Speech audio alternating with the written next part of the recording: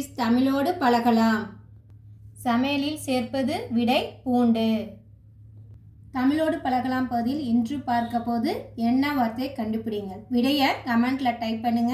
வீடியோவை சப்ஸ்கிரைப் பண்ணுங்க, லைக் பண்ணுங்க, ஷேர் பண்ணுங்க, கமெண்ட் பண்ணுங்க. குட்டீஸ் கதை பகுதியில் ராஜாஜி பற்றி கேட்கலாம் வாங்க. ராஜகோபாலன், அந்த பையன் பேர் ராஜகோபாலன். சின்ன வயசுலேயே இந்த பையன் ரொம்ப கெட்டிக்காரனாக இருந்தாங்க. அவங்க அப்பா அவனுக்கு அடிக்கடி பாக்கெட் மணி கொடுப்பாங்க. அந்த காசை வீணாக செலவழிக்க மாட்டாமல் ஸ்நாக்ஸ் அந்த மாதிரிலாம் எதுவும் காசை வீண் பண்ணுறதில்ல. அவன் இந்த காசை சேர்த்து வச்சு என்ன செய்வாங்க அப்படின்னா, நல்ல நல்ல புக்காக வாங்கி நல்லா படிப்பாங்க. அந்த புக்கில் உள்ள நல்ல விஷயங்கள் அப்படி இருக்குது இல்லையா, அதெல்லாம் நல்லா ஞாபகமாக அந்த பையன் வச்சுக்கிட்டாப்புல. அவங்க சின்ன வயசுலேயே புக் படிக்கிற இன்ட்ரெஸ்ட் நிறைய இருந்துச்சு. அதே மாதிரி நல்ல ஞாபக சக்தியும் இருந்துச்சு, நல்ல இன்டெலிஜென்ட்டாகவும் அந்த பையன் இருந்தான். இப்படி இருக்கப்ப ஸ்கூல் முடிச்சுட்டு லா படிக்கிறதுக்காக மெட்ராஸ் வராங்க. மெட்ராஸில் லா படிக்கிறதுக்காக ஒரு ஹாஸ்டலில் தங்கி படிக்கிறாங்க. அந்த ஹாஸ்டல் ஒரு கடற்கரைக்கு பீச்சுக்கு பக்கத்தில் இருக்குது. இப்படி படிச்சுட்டு இருக்கப்ப அந்த ஹாஸ்டலுக்கு சுவாமி விவேகானந்தர் வராரு. அந்த ஹாஸ்டலெல்லாம் சுற்றி பார்க்குறாரு. அப்படி சுற்றி பார்க்குறப்ப இந்த ராஜகோபாலன் தங்கியிருக்க ரூமுக்கும் பார்க்குறாரு. அப்படி பார்க்குறப்ப அந்த ரூமில் சுவத்தில் ஒரு கிருஷ்ணர் பகவானுடைய ஃபோட்டோ இருக்குது. அந்த அதில் கிருஷ்ணர் பகவான் நீல கலரில் ப்ளூ கலரில் பெயிண்ட் பண்ணியிருக்காங்க. உடனே விவேகானந்தர் ராஜகோபால்கிட்ட கேட்குறாரு, இந்த கிருஷ்ண பகவானை ஏன் இந்த ப்ளூ கலரில் பெயிண்ட் பண்ணியிருக்காங்க, ரீசன் தெரியுமா அப்படின்னு கேட்குறாங்க.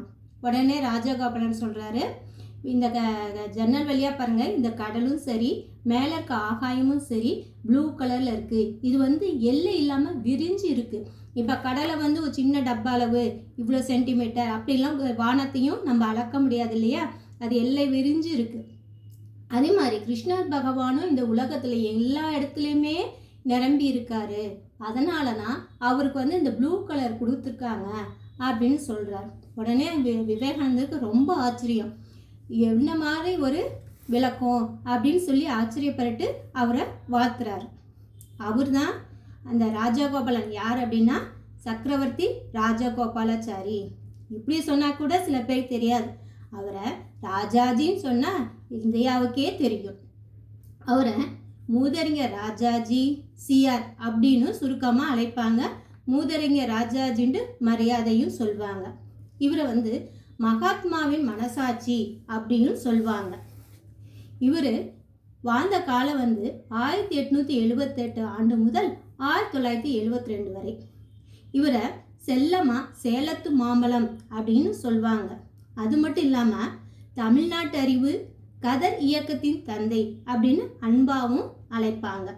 இவர் வழக்கறிஞர், விடுதலை போராட்ட வீரர், அரசியல்வாதி, எழுத்தாளர் என பல துறைகளிலையும் இவர் பணிபுரிஞ்சிருக்காரு. நம்ம MS சுப்புலட்சுமி அம்மா பாடிய குறை ஒன்றும் இல்லை மறைமூர்த்தி கண்ணா பாடல் இருக்கு இல்லையா, அந்த பாடலை எழுதியவரே நம்ம ராஜாஜி தான். இவர் நிறைய புக் எழுதியிருக்காங்க. அதில் சிலது வியாசர் விருந்து, சக்கரவர்த்தி திருமகன், கற்பனை காடு, இப்படி பல ஃபேமஸான புத்தகங்களை அவர் எழுதியிருக்காரு. இவர் 1947 ஆண்டு முதல் 1948 வரை வெஸ்ட் பெங்கால் கவர்னராக பணிபுரிஞ்சார். இவர் பதவி முடிஞ்சு போகிறப்ப அவர்கிட்ட 12 பீரோ நிறையா அவருக்கு கிடைச்ச கிஃப்ட் பொருளாக இருந்துச்சான். இப்போ அவங்க ஆஃபீஸரு அந்த மாதிரி பார்க்க வரவங்களாம் அவங்களுக்கு கிஃப்ட் கொடுப்பாங்க இல்லையா, அது மாதிரி கொடுத்த கிஃப்டே 12 பீரோ இருந்துச்சான். அந்த கிஃப்டெல்லாம் வேண்டாம் அப்படின்னு சொல்லிட்டு இவர் கிளம்ப. இருந்தாலும் கவர்மெண்ட் என்ன சொல்லுது, இதெல்லாம் உங்களுக்கு கொடுத்தது தான், இதை நீங்கள் எடுத்துக்கலாம் அப்படின்னு சொல்லி ஒரு கோரிக்கையாகவே வைக்குது. இருந்தாலும் இவர் மறுத்துறாரு, இதெல்லாம் வேண்டாம் எனக்கு அப்படின்னு சொல்லி. அதில் ஒரு தங்க கைத்தடி இருந்துச்சு, கோல்டன் கைத்தடி இருந்துச்சு. இதையாவது எடுத்துகிட்டு போங்கன்னு சொன்னார். இல்லை அதுவும் வேண்டாம் அப்படின்னு சொல்லிட்டாரு. அதுக்காக அந்த கைத்தடி இப்போவும் கல்கத்தாவில் உள்ள ராஜ்பவனில் வச்சிருக்காங்க. இவருடைய அரசியல் நேர்மைக்கு ஒரு எடுத்துக்காட்டா அது இன்னைக்கும் அங்கே இருக்கு. எவ்வளோ நேர்மையாக இருந்திருக்கிறாருக்கு ஒரு சாட்சியா அது இருக்கு. 1948 முதல் 1950 வரை இவர் சுதந்திரம் பெற்றோன சுதந்திர இந்தியாவில் முதல் கவர்னர் ஜெனரல் போஸ்ட்ல இருந்தார். இந்த போஸ்ட்ல அவரு தான் ஃபர்ஸ்ட், கடைசியும் அவரே தான். ஏன்னா அதுக்கப்புறம் அந்த போஸ்டிங்கை பிரசிடென்ட் அப்படிங்கிற மாத்திட்டாங்க. அதுக்கு முன்னாடி வந்து கவர்னர் ஜெனரல் அப்படின்றது அந்த போஸ்ட்டுக்கு, அதில் அவர் தான் ஃபஸ்ட்டாக இருந்தார், கடைசியாகவும் இருந்தார். 1952 முதல் 1953 வரை சென்னை மாநிலத்தில் முதலமைச்சராக இருந்தார். இவருக்கு நகைச்சுவை உணர்வு அதிகம். அதுக்கு ஒரு சான்றா இவர் முதலமைச்சராக இருந்தப்ப நிகழ்ச்சி ஒன்று கேட்கலாம். அவர் முதலமைச்சராக இருந்தப்ப கவர்மெண்ட் லெட்டர்லாம் எழுதுவாங்க இல்லையா, அதுக்கு அவங்க பியூன் வந்து ஒரு ஸ்டாம்ப் போட்டுறாரு. கவர்மெண்ட் லெட்டருக்கு ஸ்டாம்ப் போட்டுறாரு. அந்த ஸ்டாம்பில் என்ன படம் இருந்துச்சுன்னா 5ஆம் ஜார்ஜ் மன்னருடைய புகைப்படம் இருந்தது அந்த ஸ்டாம்பில். அவர் அந்த ஸ்டாம்பை தலைகீழாக ஒட்டியிருந்தார். இதை ராஜாஜி பார்த்துட்டு, இந்த ராஜாவை கவுக்க தானேப்பா நாங்கள் படாத பாடுபடுறோம் அப்படிங்க. அதாவது ஆங்கிலேயர்கிட்டேருந்து நம்ம விடுதலை வாங்க தானே ரொம்ப, இவர் வந்து ஒரு விடுதலை வீரர் இல்லையா, அப்போ அவர் ஆங்கிலேயர் ஆட்சியிலேருந்து நம்ம விடுதலை கிடைக்க தான் போராடுறோம், அதை நீ ரொம்ப சுலபமாக செஞ்சிட்ட அப்படிங்கிறார். அதாவது தலைகளாக ஒட்டினதை கவிழ்த்திட்ட ராஜாவை அப்படின்ட்டு நகைச்சுவையாக சொல்கிறார்.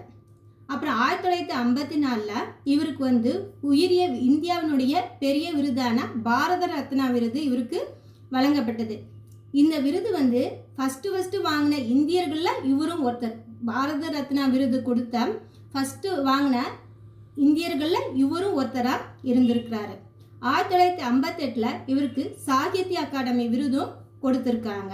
இப்படி பல பெருமைகளும் கொண்டவர் தான் நம்ம ராஜாஜி. இவர் 1972 டிசம்பர் 25 94வது வயசில் காலமானார். என்ன குட்டீஸ், ராஜாஜி பற்றி தெரிஞ்சிட்டிங்கன்னு நினைக்கிறேன். அடுத்த வீடியோவில் சந்திக்கலாம்.